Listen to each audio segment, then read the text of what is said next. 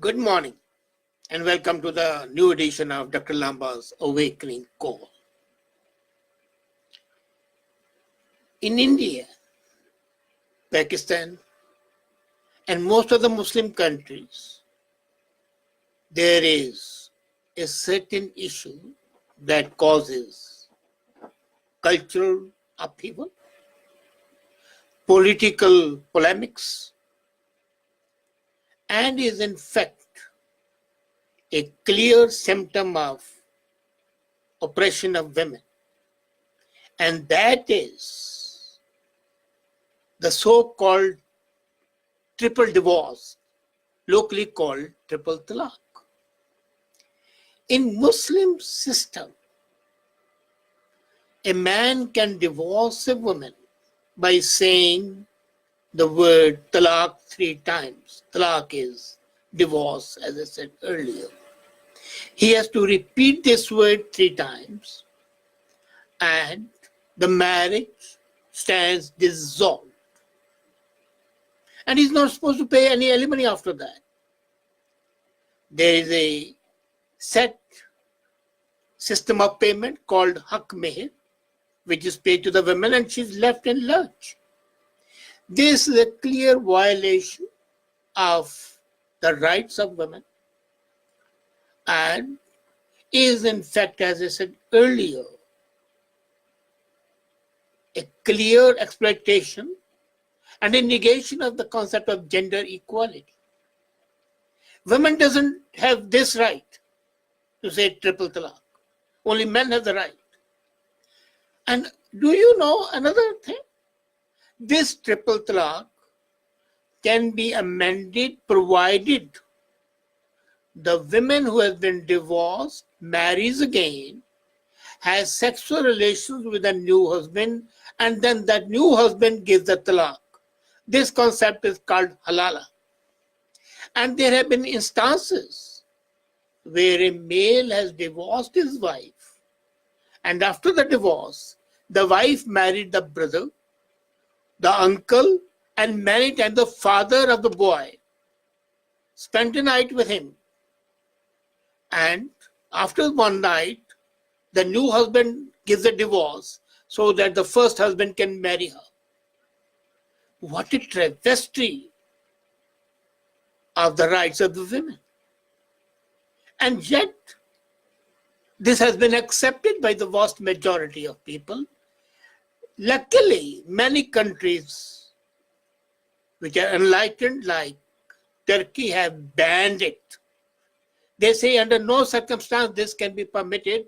And Kemal Atatürk, when he modernized Turkey, his first step was banning the typical fez cap, the Muslim cap, the Muslim dress, and triple talaq.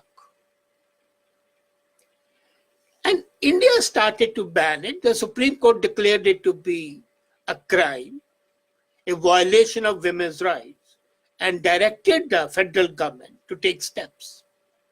The federal government took steps, passed a law, but being a bicameral system, the Prime Minister of India is facing the same issue which the issues are faced by President Trump. The lower house accepted it where he is the majority. The upper house has rejected it. And the beauty is that the people who have rejected it, voted against it, when you talk to them, it's wrong. Triple talaq should not be there. And still they say, well, we cannot criminalize it. Why? Because the elections are coming near and they don't want to annoy the hardcore Muslim vote bank. Can anything be more inhuman, more dishonest and hypocritical than this? You say you want women to be empowered. You say that you want the vulnerable sections of society to be protected. And then you say, no, women can be thrown on the rubbish heap by the husband just in a fit of anger or in resentment. He can say, talaq, talaq, talaq. and the women loses all her rights. By what stretch of imagination can this be accepted? Now, one thing which does amaze me is that while the so-called Indian progressives oppose talaq, triple talaq banning, yet the government of Pakistan banned it. In Pakistan, it's a crime to go in for triple talaq. And if you study the history of talaq, this is a very well documented system, and there was nothing wrong with that. The original religious system was that the man has to say talaq 3 times. But between each time, each statement, there has to be a gap of 1 month. So you say talaq on the first of 1 month, then on the first of the second month, then on the first of 3 months. And 3 months is a period for rumination, for contemplation. Do you really want to go ahead with it? And if you don't say it within that prescribed period, that concept of talaq is invalid and it lapses. According to the Muslim theology, the concept of halala, which is marrying another person, getting divorced and then remarrying, was in fact promulgated to see that the husbands don't misuse this right. But the husbands, wily as they are, cunning as they are, found a way out. Divorce, let the girl marry their father, their brother, their cousin, for 1 hour, spend 1 night with them, and then be again prepared to marry the first husband. In a fit of anger, he gave the divorce, but doesn't want the divorce to be there. So halala was misused. So the original concept of talaq was there. Now, I'm not saying that the original concept of talaq is not discriminatory. It is. Because the woman doesn't have this right. So I wrote in a note today only, the government of India wants to pass this law.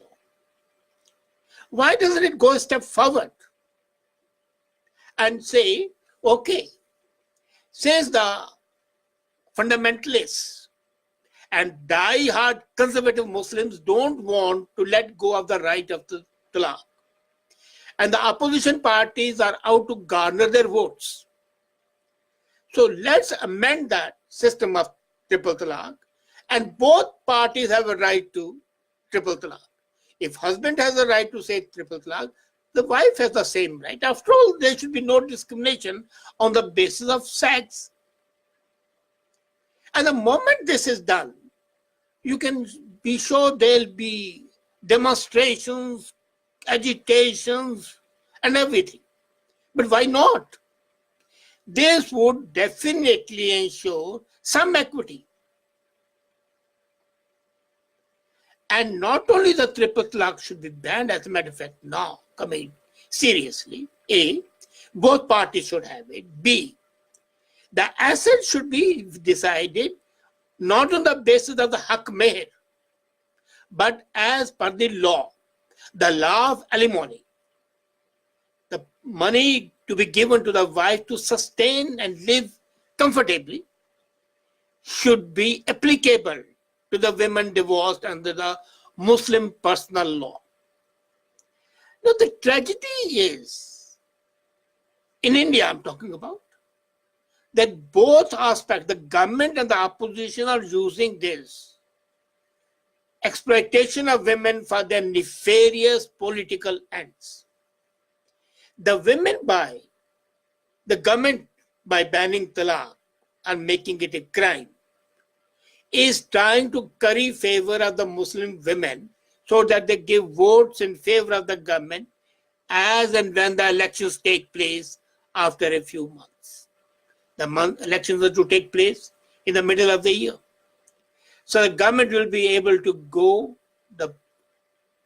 and crow about it, cry from the rooftops, look, we are the people people call us a fundamentalist Hindu party, but we have been careful that our Muslim sisters' rights are protected, that they are no longer exploited. And the opposition says, look here, we don't want to interfere. It's wrong, agreed. But it should come of the volition voluntarily. We cannot impose or interfere in the personal law. We don't want to interfere in the religious dictates. And the beauty is that from the religious point of view, the Kahira University has declared it to be illegal, which is a prime theological university in the world.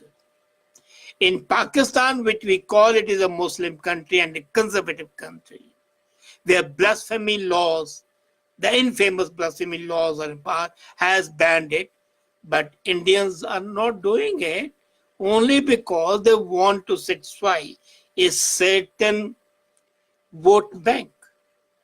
So this politics of votes plays havoc. Here in Canada, triple talaq is not there, but there have been variations of that.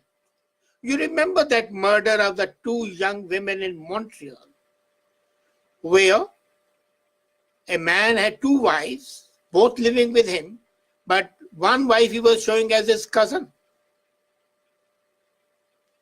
So they have been inventing ways and means to circumvent the civil law. Now, looking at the whole thing, one thing should be very clear, that the religion does not extend and supersede the civil law. In any country, civil law has to be important. And that is why many Muslim diehards want Sharia, the Muslim law, to prevail. In England, in some places, Sharia law is very well entrenched. So is it in USA in a couple of places. People do it, but it's not legal. And civil law should always supersede the religious law, because the state today is no longer based on religion, especially in secular countries. By secular countries, I mean countries like India, in countries like USA, like Canada, where it's very clearly mentioned there shall be no discrimination on the basis of religion. And then, in the times of the Me Too movement, when the empowerment of women, and we call it the gender equality, we call it the equal opportunity to the women in politics, reserving 50% seats in legislature, reserving 50% seats on the boards. And then we make these women nothing but the chattel, nothing but the pieces of property which can be discarded at the will of the husband. Is it not a negation of the human rights? And then the beauty is that the millions of women in this way are suffering. I'm amazed at the UN Human Rights Commission, which goes gaga over ordinary things, is quiet about it. Why hasn't UN passed a resolution that this is a criminal exploitative act and all governments should pass laws to ban it? Why is it that the millions of women in India, Somalia, Nigeria, Sudan, Afghanistan, and Brunei, and hundreds of other Muslim rich countries are denied their basic right, their fundamental right, and are discriminated against and are exploited? Millions of women are suffering that way. But women, the UN is quiet. And the UN High Commission on Human Rights, Amnesty International, Oxfam, which can take up absolutely idiotic issues, are deaf and mute as far as triple talaq is concerned.